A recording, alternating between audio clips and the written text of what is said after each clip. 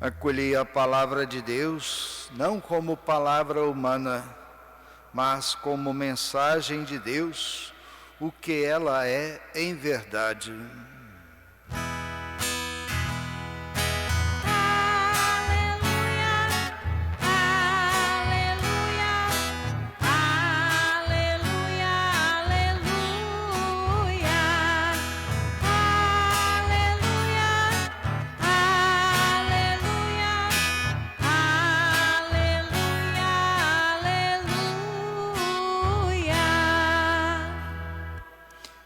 O Senhor esteja convosco. Proclamação do Evangelho de Jesus Cristo segundo Mateus. Naquele tempo, alguns fariseus aproximaram-se de Jesus e perguntaram para o tentar: é permitido ao homem despedir sua esposa por qualquer motivo? Jesus respondeu: nunca lestes que o Criador, desde o início, os fez homem e mulher?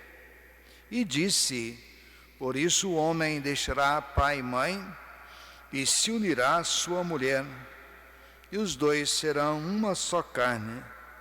De modo que eles já não são dois, mas uma só carne. Portanto, que Deus uniu, o homem não separe. Os fariseus perguntaram: então, como é que Moisés mandou dar certidão de divórcio e despedir a mulher? Jesus respondeu: Moisés permitiu despedir a mulher por causa da dureza do vosso coração, mas não foi assim desde o início. Por isso eu vos digo: quem despedir a sua mulher, a não ser em caso de união ilegítima, e se casar com outra, comete adultério. Os discípulos disseram a Jesus: se a situação do homem com a mulher é assim, não vale a pena casar-se. Jesus respondeu: nem todos são capazes de entender isso, a não ser aqueles a quem é concedido. Com efeito, existem homens incapazes para o casamento, porque nasceram assim, outros porque os homens assim os fizeram, outros ainda se fizeram incapazes disso por causa do reino dos céus. Quem puder entender, entenda. Palavra da salvação. Que as palavras do Evangelho perdoem os nossos pecados. Queridos irmãos, que coincidência a liturgia de hoje, nesta nossa Semana Nacional da Família. Nos textos de hoje e também a festa de São Maximiliano Kolbe, que foi um franciscano menor, de uma ordem dos menores conventuais, e que deu assim um belíssimo testemunho. Acho que muitos de nós já conhecemos a sua história. E esse terceiro dia da nossa preparação para a festa da Assunção de Nossa Senhora ao céu. Então, somos convidados a meditar hoje sobre a nossa fidelidade, olhando então para as nossas infidelidades, para esses caminhos, esses atalhos que perpassam pela a nossa vida. Deus sempre teve assim um grande cuidado com o seu povo, como ouvimos hoje na primeira leitura do profeta Ezequiel. Ele mostra para nós assim essa amizade de Deus com o seu povo como um matrimônio, como casamento. E Israel é essa que foi rejeitada, abandonada, que estava ali sofrendo, e que Deus, esse esposo fiel, a recolheu, cuidou, lavou todas as suas feridas, enfeitou, deu a ela todas as suas joias, seus enfeites, ou seja, Deus que ofereceu ao seu povo toda a sua graça, toda a sua bondade, a sua misericórdia, até mesmo o seu esplendor. Mas aquela esposa, que é Israel, essa gente, foi infiel. Abandonou o Senhor Deus, como nós lemos aqui: pusestes tua confiança na beleza e te prostituístes graças à tua fama, e sem pudor te oferecestes a qualquer passante. Então é tempo da gente meditar muito sobre o tempo, o mundo que nós estamos vivendo, pois somos de Deus, mas vamos sendo assim conivente com tudo aquilo que vai aparecendo no nosso tempo, com aquilo que vai sendo ofertado, aquilo que vai sendo proposto, como se fosse o mais natural possível. E pensamos que continuamos firmes no Senhor, permitindo tantas infidelidades, tantas maldades, tantas violências, inimizades e tantas outras coisas. Então é para a gente fazer assim um olhar corajoso para a nossa vida, as nossas atitudes, as nossas ações. Deus não nos rejeita. Deus não rejeita o seu povo, mas é preciso que nós tenhamos coragem de promover na nossa vida mudanças significativas, importantes, para que a gente abandone a infidelidade, para que a gente seja fiel, pois Deus é fiel. Diz aqui o profeta Ezequiel: eu, porém, me lembrarei de minha aliança contigo, quando ainda eras jovem, e vou estabelecer contigo uma aliança eterna. Ou seja, Deus que garante a sua promessa, Deus que não abandona. Nós é que às vezes abandonamos a Deus. Nós às vezes julgamos que Deus nos entende, que Deus sabe que a gente não dá conta. Não, é Ele que nos dá a força, é Ele que nos dá a graça de vencer todo esse caminho errado. É Ele que nos dá a graça, a força para a gente ser fiel. Até para que no meio deste mundo sejamos também um sinal de contradição. Mas às vezes nós queremos sempre achar uma resposta. Sempre estamos procurando algum sábio por aí, algum profeta por aí, algum sacerdote por aí, que nos aceita do jeito que nós somos, que permite a gente continuar no nosso caminho. Foi o que aconteceu no tempo de Jesus, quando aquele grupo de homens chegaram para Jesus e perguntaram: mestre, é permitido o homem despedir a mulher por qualquer motivo? Ou seja, o homem que sempre está arranjando um jeitinho para continuar nos caminhos contrários àquilo que já é conhecido.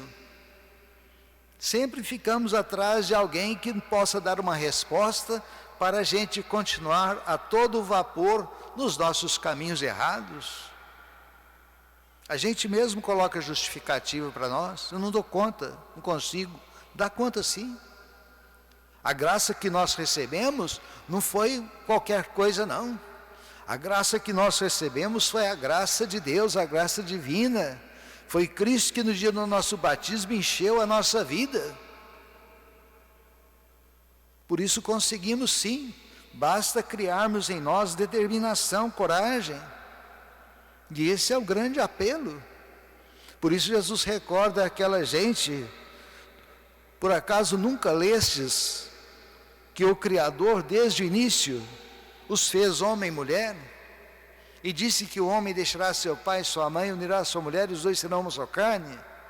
Portanto já não são dois, mas uma só carne. O que Deus uniu, o homem não separe.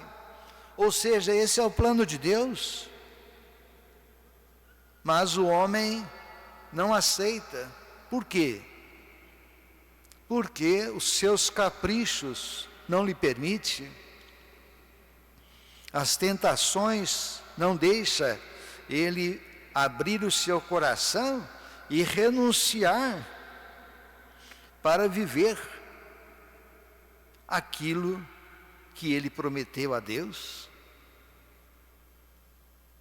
Vivemos nesse tempo, como Jesus também, naquele tempo, o divórcio já era assim, por isso que Jesus ser orgulhoso por eles, não é? Mas Moisés permitiu sim, permitiu por causa da dureza do coração de vocês, o homem que endurece e que não aceita refazer esse caminho.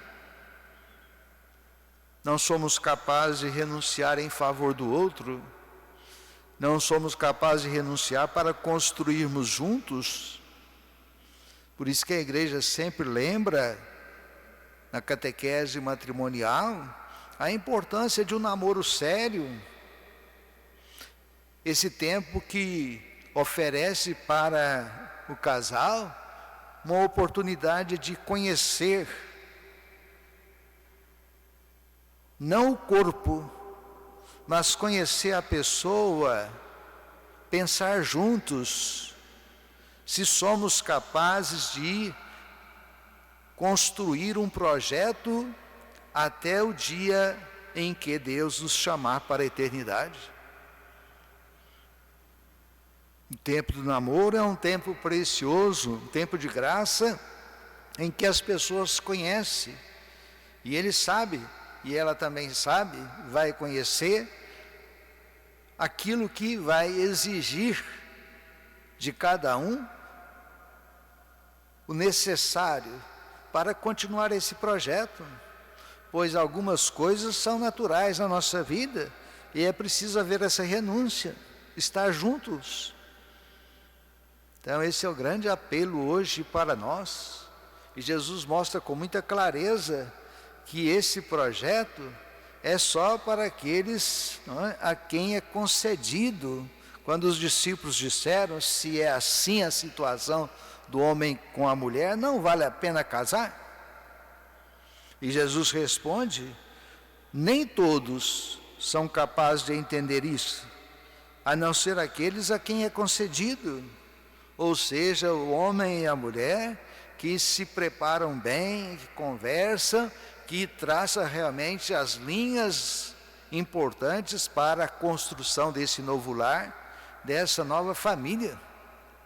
E Jesus depois coloca aquelas questões em que alguns realmente não foram e não são prontos para o casamento.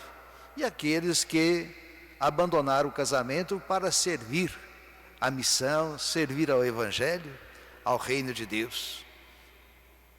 Então é tempo de todos nós rever a nossa vida, as nossas atitudes, as nossas ações, ajudar também as pessoas. É preciso a gente ir encorajando mais e mais as pessoas a ser fiel a Deus. São Maximiliano, todos nós conhecemos a sua história, e talvez o máximo que as pessoas conheçam é que ele, deu a vida para aquele sargento que ia ser martirizado. Porque ele, naquela hora ele ficou sabendo que ele tinha filhos, para salvar a família, ele então ofereceu a sua própria vida. Mas São Maximiliano, ele tentou evangelizar e tinha como assim o seu escudo a Virgem Imaculada. Por isso ele criou uma confraria chamada Milícia da Imaculada e pregou de todas as formas possíveis. Ficou 5 anos no Japão. Quando voltou para a Polônia, continuava a sua pregação através de imprensa, através de rádio. Mas quando ele chegou na Polônia, ele foi preso, caçaram a sua impressora e o levou para o campo de concentração. E ali naquele campo de concentração, ele, animado pela fé, encorajado pela graça e a força do Espírito Santo, animava a todos aqueles que estavam ali, evangelizava aquela gente, rezava com os presos como ele, e assim cada vez mais animando. Não desanimou hora alguma. Ele mesmo não reclamou de Deus. Por que estou aqui? Eu preguei tanto o seu evangelho, por que eu estou sofrendo agora? Não, ele estava ali fielmente.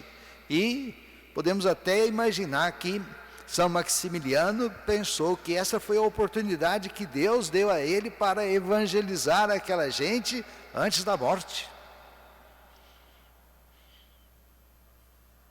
E ele foi até o fim.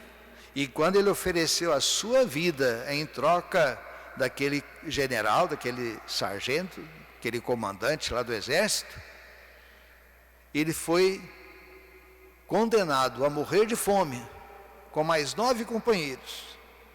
Ele animou e encorajou todos os 9 a viver aquele momento, aquele sacrifício. Depois que todos morreram, ele também morreu. Ou seja, mostra para nós o exemplo de quem é capaz de renunciar a si inteiramente para ser fiel a Deus. Então a história da igreja está cheia de belos exemplos, como a própria palavra de Deus. Esse Deus que sempre cuidou de nós, esse Deus que sempre cuida de nós, que nunca nos abandonou e que não vai nos abandonar. Ele vai lembrar dessa aliança ainda quando éramos jovens, para que a gente se converta, para que a gente se envergonhe de nós mesmos e tomemos um novo caminho. Por isso, celebrar hoje esse terceiro dia de preparação para a festa da Imaculada, a gente vê essa presença de renúncia também naquela mulher, na Virgem de Nazaré, que renunciou todo o seu projeto de vida, que ela estava prometida em casamento a José, e Deus entrou ali na história e elegeu para ser a mãe do Salvador. E diante daquele diálogo que todos nós conhecemos, da Anunciação, ela aceitou com toda liberdade, sem falar com seu noivo, porque Deus está acima de tudo, porque Deus para ela em primeiro lugar, porque ela conhece o mandamento da lei de Deus, amar a Deus sobre todas as coisas. Então nos dá um belíssimo exemplo de quem é capaz de renunciar à sua vida para ser fiel a Deus. E se a gente reler com atenção o Santo Evangelho, a gente vai ver assim a experiência que a Virgem de Nazaré vivenciou. Logo depois do nascimento, ela é obrigada, antes do nascimento, é obrigada a fazer um caminho para cumprir uma lei do imperador, registrar-se cada um na sua cidade natal. E ela não põe obstáculo nenhum. Pois que a criança nasce, tem que fugir com o menino. O menino vai crescendo, o menino se perde. E ela continua fiel, vai atrás do menino e encontra o menino. E no caminho da missão de Jesus, quantas situações a Virgem Maria experimentou. A pensou que tristeza, aquela humilhação, quando eles disseram lá na sinagoga de Nazaré, mas que menino é esse? Aonde ele aprendeu tudo isso? Ele não é o filho do carpinteiro que mora na esquina, filho de Maria, seus irmãos não moram aqui? No entanto, ela sempre guardava tudo isso em silêncio no seu coração. Uma vez achava que ele estava doido, e Maria viveu toda essa experiência. Já pensou se Maria fosse como um de nós, que dissesse para Deus: olha, você me chamou para ser mãe do seu filho, mas você não faz nada? O seu filho está sofrendo e eu não estou dando conta não, mãe. Não, ela levou inteiramente a missão até o fim, até na cruz, recebendo o morto no seu corpo, no seu colo.